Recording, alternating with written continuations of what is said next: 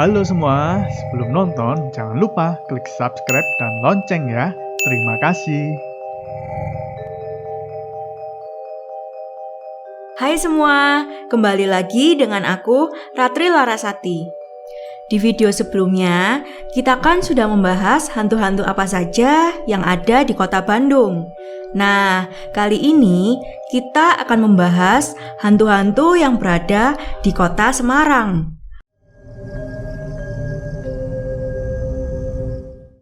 Kota yang punya tempat-tempat bersejarah yang terkenal angker ini ternyata memiliki hantu-hantu yang cukup membuat takut masyarakat sekitar. Wah, siapa nih yang tinggal di Semarang? Langsung aja yuk kita mulai bahas. Yang pertama adalah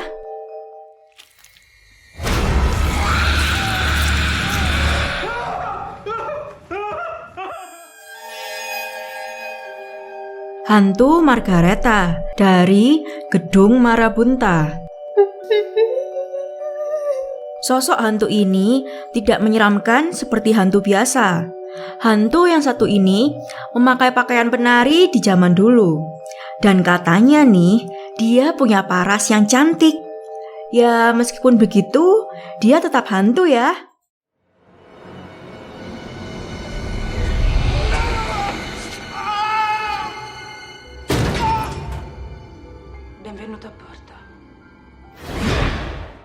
Cerita ini bermula ketika Margareta menjadi penari di tahun 90-an. Dia sampai memiliki nama panggungnya sendiri, yaitu Matahari, yang ternyata dia juga bekerja sebagai mata-mata, yang pada akhirnya membuat Margareta berakhir dengan dihukum mati di tempat dia biasa melakukan pertunjukan menarinya, yaitu di Gedung Marabunta. And we shall have peace. Sejak saat itu, konon banyak wisatawan yang mengunjungi Gedung Marabunta. Terkadang merasa seperti di tempat itu sedang ada pertunjukan dan juga melihat hantu Margareta ini ada di sana.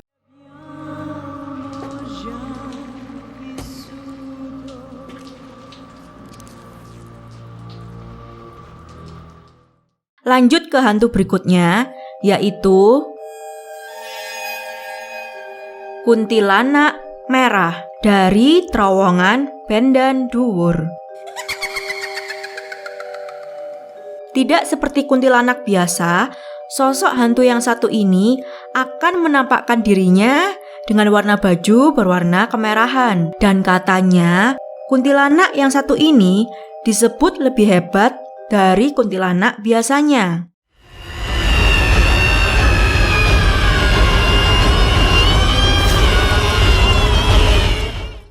Tidak ada yang tahu bagaimana asal-usul kuntilanak merah ini bisa menghuni di terowongan Bendan Dhuwur. Namun pada akhirnya masyarakat menghubungkan kuntilanak merah ini dengan kejadian di tahun 90-an, di mana di sana pernah terjadi penemuan mayat.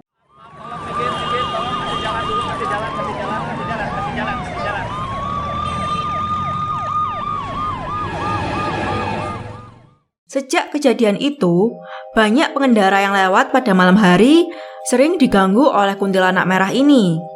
Seperti tiba-tiba ada kendaraan yang mati sendiri hingga lampu penerangan yang tiba-tiba menjadi padam.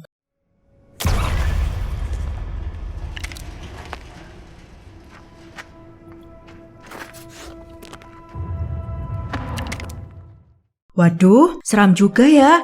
Bagaimana nih menurut kalian yang pernah lewat terowongan ini? Apa juga pernah mengalami kejadian yang serupa? Oke, berlanjut ke hantu selanjutnya, yaitu Noni Belanda dari Lawang Sewu. Hantu yang satu ini sepertinya tidak pernah absen di tempat-tempat peninggalan Belanda. Sesosok hantu yang memakai gaun panjang berwarna putih dengan rambut panjang terurai ini ternyata juga menghuni di Lawang Sewu.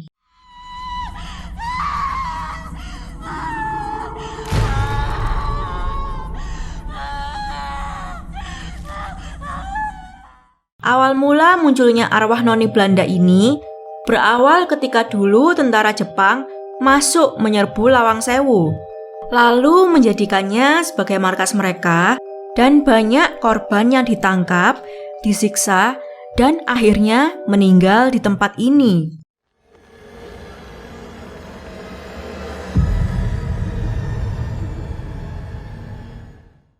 Sejak kejadian di masa silam itu, sosok noni Belanda ini sering menampakkan dirinya di Lawang Sewu.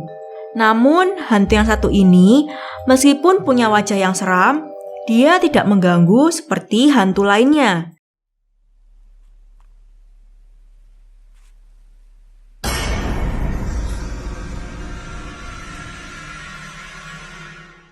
Ya, meskipun tidak mengganggu, kalian jangan berani-berani untuk berbuat yang tidak-tidak ya. Kalau nggak mau, nanti jadi kayak gini.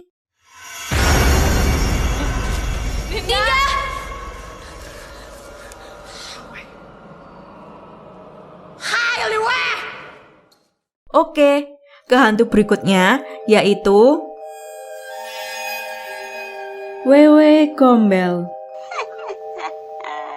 Wewe Gombel atau juga disebut kolong wewe ini adalah hantu yang mempunyai sosok nenek-nenek tua dengan buah dada besar menjuntai yang konon katanya dia suka menculik anak-anak.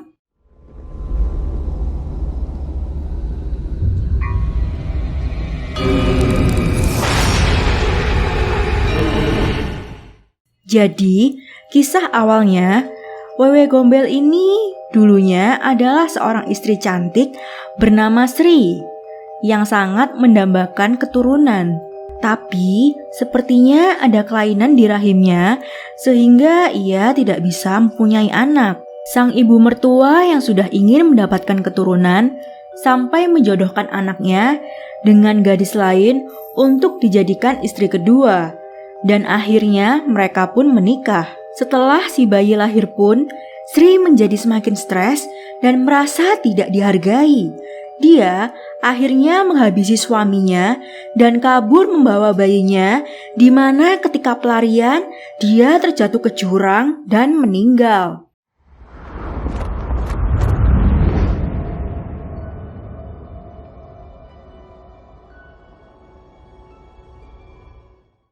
Sejak saat itulah teror hantu Wewe Gombel dimulai. Dia dikatakan sering menculik anak-anak yang diabaikan oleh orang tuanya sendiri. Dalam pencarian anak yang hilang, warga kampung biasanya berkeliling sambil memukul panci atau alat-alat dapur.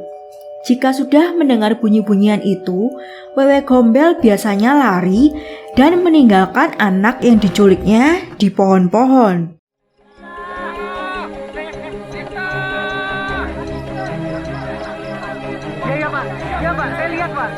Nyangkut di atas pohon.